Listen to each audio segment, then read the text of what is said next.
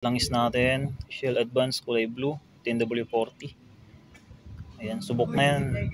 Subok na yan, 3 years and a half gamit. Yan.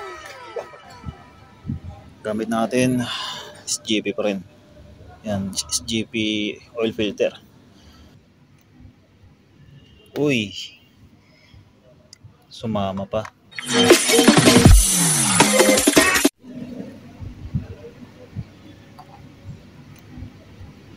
Uy, sumama pa. Ayan, mga lods. Ito yung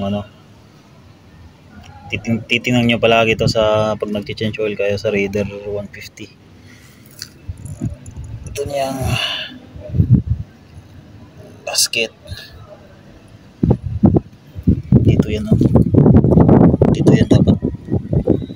Dito yan nakatikit. Babalik natin ito siya. Lang naman yan.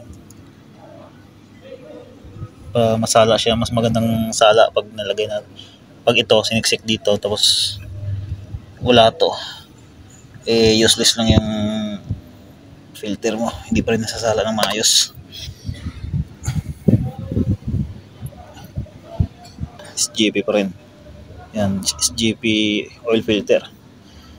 Tapos langis natin, Shell Advance kulay blue, 10W40. Ayan, subok na yan. Subok na yan, 3 years and a half gamit. Tsaka 200 ml na langis, Shell Advance pa rin to siya. Dun sa natira kong langis dati.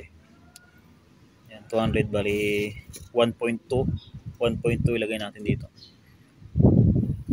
Let's go.